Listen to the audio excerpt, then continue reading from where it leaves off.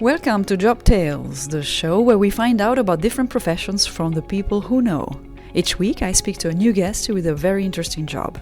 I'm Laura Leoncini and today my guest is Alexander Grevstad, a service engineer in Bergen, Norway. The reason why I'm interviewing Alexander is that when you study engineering, working on vessels at sea is not the first thing that comes to mind, but it is a very interesting job with its perks and exciting prospects. Alex works on multi-purpose vessels for oil and gas customers that need repair and maintenance on fields at sea. If computer work and a 9-to-5 jobs are not your thing, then listen to this episode. Alexander, thank you for being my guest at Job Tales. I have the honor to interview you. Barasha told me about you and your job through her job, and I find it very interesting. The application as a service engineer on vessels is very interesting and maybe something that the young listeners don't know too much about. Can you explain what you do on our daily work life? Thank you for having me on your podcast. Yeah, I normally work on our vessels as a supervisor for a team from our company. We kind of there is a task from the oil companies to sometimes it's about replacing a module which has failed subsea in their oil fields. So we kind of mobilize a vessel together with the crew of the vessel, and we are heading out for this task. So we are, for now, I've been working mostly in the North Sea, but as we are a large international company, we get to travel all around the world, mostly divided into the Eastern Hemisphere, where we in Norway are kind of servicing. So, yeah. So it's a special vessels, right? What kind of vessels are they? Are they oil vessels, you said? They are called multipurpose vessels. They are, in the early days when I started the company, there was quite simple vessels with just a crane on the vessel that helped us kind of operating the equipment up and down from subsea. But today there is large dedicated vessels for these types of work, which the vessel has together with us. It's quite often a crew from like 70 to 100 people on board with all different tasks through the work we are doing. We are kind of working together with a lot of different companies on this vessel, and all the different companies are working together with the client who has the job. There is you have the company running the vessel, and then you have the ROVs, these kind of mini submarines that do your work subsea, and then we are from our company a team kind of to change or install the equipment subsea for the customer. So what does the vessel transport mainly? The vessel kind of when the project starts, normally the vessel then comes alongside the quay, and there is all the equipment needed for let's say we are heading out for changing a module subsea on an oil field that has failed, and we have to replace it, and then we have our engineering team on shore has planned all the equipment we need for this job, and we mobilize all this equipment on the quayside together with the customer and the vessel. And so the vessels, they carry the equipment needed for this specific tasks, depending on sometimes it's like a week of work, sometimes it's a larger project for several months. So it depends on what type of project and job you are heading into. Okay, and this is just for me to understand. So it's not actually the vessel that transports oil from A to B that you're talking about. No, because we are a servicing company that kind of do service and maintenance and also installation of new fields for the oil and gas companies. So Okay. we are kind of servicing for them. So in my department, we do all the connections of the pipelines subsea from a new field. on those types of operations, we are on a large vessel that lays down these pipelines from the vessel, and in the end, it has to be connected up to the oil well or gas well, and that's where my company and my team comes in to do this actual connection. And on other types of operations, we do these module changes, which we mobilize the vessel for that type of operation. So we never have any type of oil or gas or anything coming into the vessel. Okay. And for me, I think that's good, because it's one of the risks in the industry is, of course, dealing with oil and gas and being on a vessel, which we don't really need to have any thoughts on that one. Is I think that's good. So let's say a project starts and you're on the project. How does it? What's your usual time that you're off? On sea, and like, do you spend days or weeks on a vessel, and what's your job actually like? It depends on what project you are in. I'm on a rotation, which I work 4 weeks, or I'm available for the company to work for 4 weeks, and then Yeah. I have 4 weeks back home. It's not always like that. Sometimes they call us when we are off, or sometimes it's quite hectic, like the market and the business today. It's quite busy for us, so we've been working quite a lot through last year, especially summer times. Then it's big activities in all the new equipment is supposed to be installed when the weather is good. Mhm. So it actually last time now I went on a vessel for a bit more than a week, 1.5 week. But this summer I was on a vessel for 5 weeks. So it really Okay. depends on kind of the project, and also, as we are experienced now, we do have a lot of work going on, so we need to be a bit more flexible for the company. And also, Yeah. if you're heading abroad, you normally are away for 4 weeks because you have a long travel, and they need to have you at work for a longer period, so you don't have all the expenses for traveling up and down too much. So you're a service engineer, right? So what did you study when you were at university? What kind of engineering? My originally plan was to be a car mechanics, so I Yeah. started up on that. But my friends at school told me that I should be an aircraft mechanic. I Oh. hadn't heard much about it, but they kind of continued messing around and telling me that I should become an airplane mechanics. So in the end, I did that. I went to Stavanger for my education for being an airplane mechanics. I was an apprentice in a Norwegian airliner company. I Yeah. worked there for like 5 years, I think, and Mhm. then I was heading back home to Bergen and started up in the company I work for today. That was by chance, or because from an airline to boats or vessels, there's a big jump, right? Yeah, and I remember when I was working as an aircraft mechanics, I always said that, nah, I don't really want to work in the oil industry. That's Oh, nothing for me. I don't want to travel all the time. That's nothing for me. But yeah. that's what I've been doing for 24 years. So 24 years. Wow. yeah. Yeah. And you haven't changed jobs. So that means that somehow this job suits you, right? Yeah, absolutely. I really like being into the technical sides of things. I like to kind of work with solving problems, technical problems, and to kind of be on top of that. And there is a lot of opportunities for that in my company. And also, as we are a really large company, there is a lot of, you don't really need to change company to have something else to do.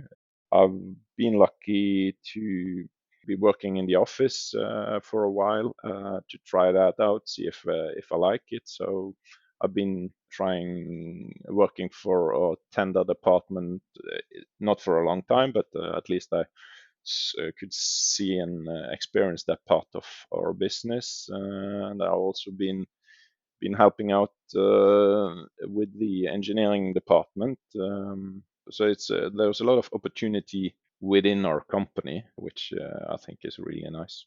And so when you are on, 4 weeks or 5 weeks on a vessel, I guess you have to have also some kind of personality or a set of skills that are required so that you can actually stay 5 weeks at sea. What would you say are your best skills for that? Yeah, you are, of course, away from home for quite a long time.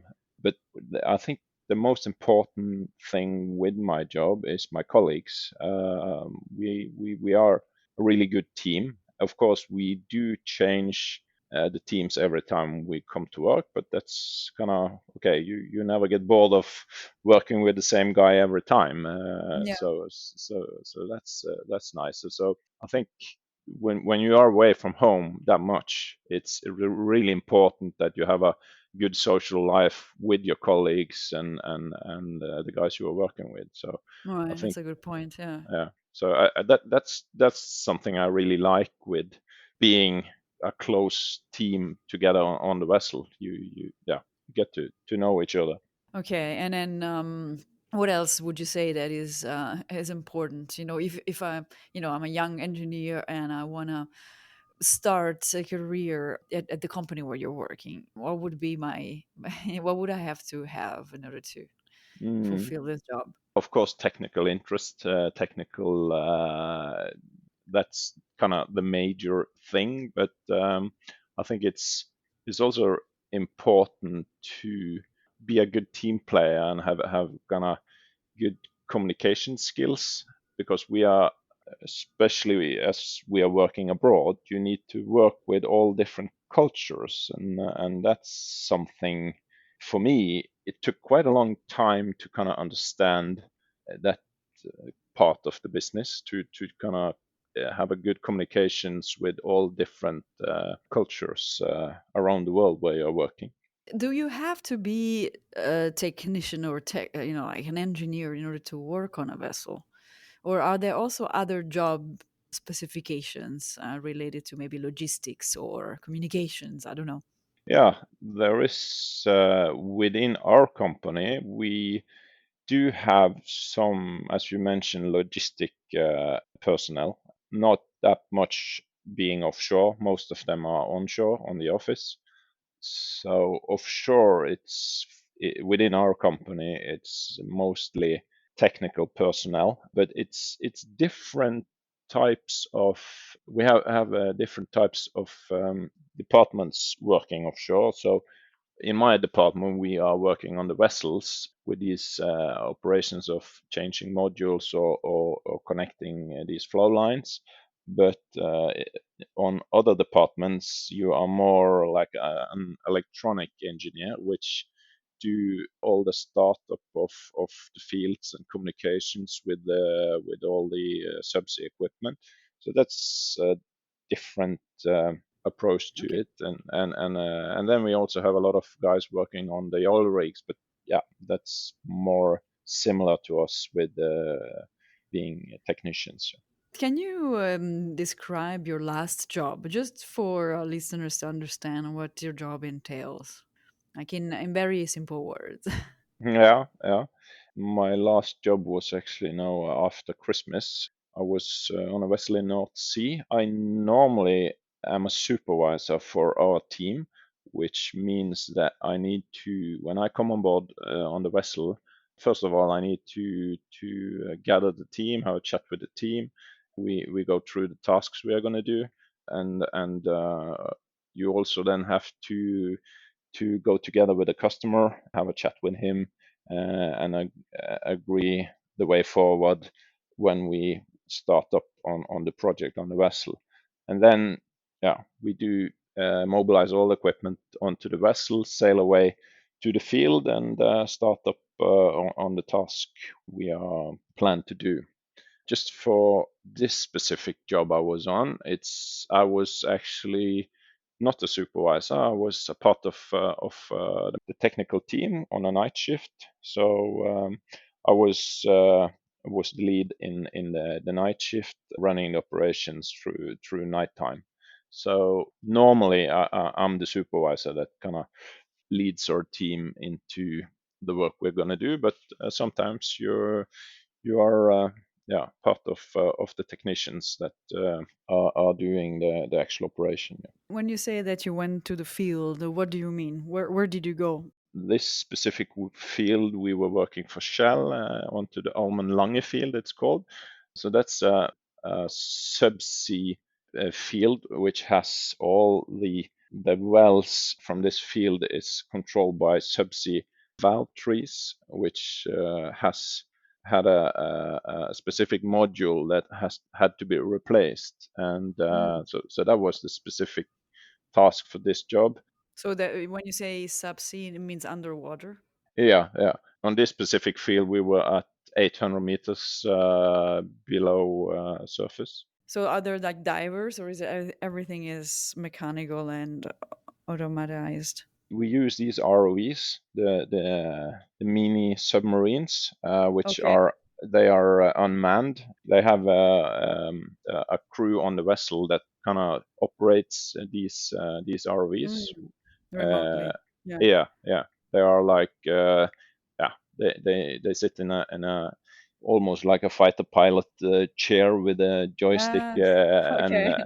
and they have these arms, robotic arms on these RVs. So when we are kind of heading into 800 meters depth and gonna do the replacement of this module, we are guiding the operators of the RVs to do the task for us. So it's kind of our company is this specialized in this subsea equipment, which I on see. other types of oil and gas installations, you have all the controls of the well on top of the platform. But in our company, it's all the equipment we are dealing with is subsea. I see. So from what you're saying, it seems that you have to know a lot about very specific elements like the equipment and the techniques. Is it something that you have learned when you started at the company? Or are you supposed to have a base set of skills in order to get the job? Absolutely.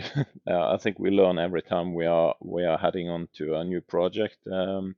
It's you of course need to have your basic skills, but we are dealing quite a lot with hydraulics and quite some electronics. My experience is mostly with the hydraulics, but I've learned quite a lot of the electronics also. So you really need to have a bit of all, but that's where we have our teams. So some guys are clever in the hydraulics, some other guys are clever with electronics, and then we kind of yeah make it going forward. It makes me think like if you could go back now in time, because when you started, you wanted to be something else, a car mechanic, and then you became more like an airplane mechanic and so forth. Would you have chosen a different line of studies, or do you think that your engineering studies, is it, I guess it was mechanical engineering, was it enough? Is it enough today for you, or would you have said, if it had been more electronic, or I don't know if there's any hydraulic engineering, more specific, would it have helped more in your job? Yeah, it would of course. I think it would of course help if I had more of the electronic studies. It's absolutely possible to It's gain possible. this education as you go also. But of course, yeah, actually, my son he wants to go after his father, and I Oh yeah. kind of told him to start up with electronics, and then he can kind of see his path going forward. Yeah, nice. And so, what would you say is the most, one or two biggest advantages about your job in terms of everything, like work life balance, or technical or interest? Of course, we do have our 4 weeks off. which Yeah, it's a big plus. yeah, it's I think that's really nice to be looking forward to that when you've been working away from home for a long time. So Yeah, I think that's one of the bigger benefits of this type of work. And the yeah, payment is good, so that's good. nice. Okay, And awesome. in Norway, this type of work is it's something. It used to be like quite a lot of youngers wanted to have this type of job, and so I'm kind of fortunate that I was able to have it. Mm. Is there a lot of competition? It used to be. It's been changing the latest years, coming into renewables and all this, and kind of the Mm. reputation for oil and gas was a bit down. So it has changed, but I think it's coming back. And I think even though we are working with the oil and gas, we are heading into looking into the future and see what's coming for renewables, if it's wind farms offshore, or if it's Mm. injection of the CO2 into the wells. So there's quite a lot of interesting technology coming towards renewables. And talking about technology, my last question is about how technology will affect your job, because you were already talking about unmanned and remote controlled little submarines that you're using. Is AI or advanced technology affecting your work in terms of what you need to know? Yes, we are, of course, these remote vehicles we use subsea, but they've kind of been similar for quite a lot of time. But it's heading more and more into operating these from onshore. So you don't really need personnel offshore to do this. They have been trying to do that with our operations also, but it's for now our equipment hasn't really been designed for to be operated from onshore. You really need personnel offshore to prepare the equipment and take care of it if you have some issues with it. So, but there is absolutely things going on onto it, and I have a good colleague. He is looking into to using the VR goggles to Mm-hmm. and I think that's quite interesting, because when we are heading out for some of our operations, it's sometimes difficult to know how does it actually look subsea when we arrive there. How Yeah. does the pipeline is? How is the valve systems? How does it look? We can look at drawings and papers and try to imagine how it is, but real life is a bit different.